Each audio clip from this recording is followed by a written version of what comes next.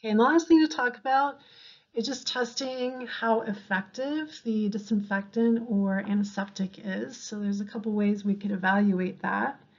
And the first one is the disk diffusion method.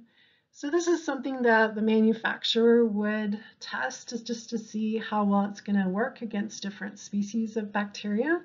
So here we've got some little paper discs that they've soaked in some different types of disinfectants, and they've put it onto some petri dishes growing some different species of bacteria here. And the disinfectant will spread out, diffuse out onto the plate, and the clear area is where the bacteria have died. So the larger the clear area, this zone of inhibition, the better that the disinfectant is going to work. So you can see with this Staph aureus, the chlorine, the bleach works pretty well, so that would be a pretty good choice to choose.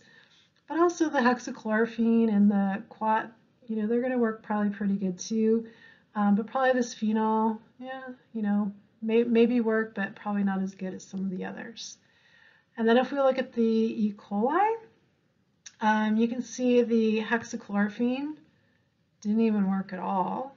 And probably your best choice here would be the bleach, the chlorine. And then if you look at Pseudomonas over here, you can see that nothing really worked except for the bleach. And even then, the bleach didn't even really work that well.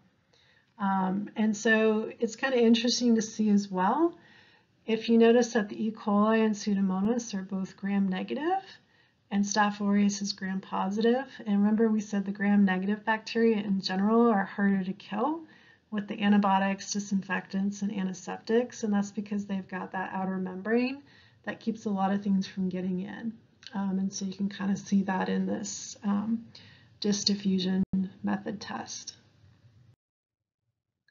Okay, use dilution test. This is something done by the manufacturer as well. What they'll do is they will take these little metal rings and they will coat them in a particular bacterial species that they want to test their disinfectant against. And then they will put the bacterial coated ring into the disinfectant for 10 minutes, take it out, put it into a tube full of culture broth, and come back 24 hours later and see if the microbes were able to grow. And that just tells you, how effective your disinfectant was. Because if nothing grew, it worked pretty well. And the last one is one that you would actually use in the clinic or the hospital.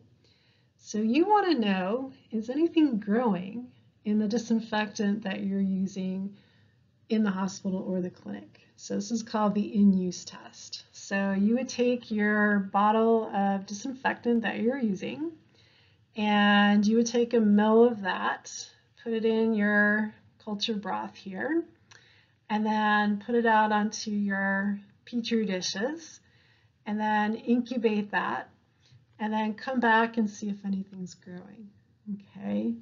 And if you have 5 or more colonies growing on the plates, then you know that your disinfectant is contaminated, and you probably should maybe choose a different disinfectant because obviously the bacteria are resistant to it and it's not effective anymore.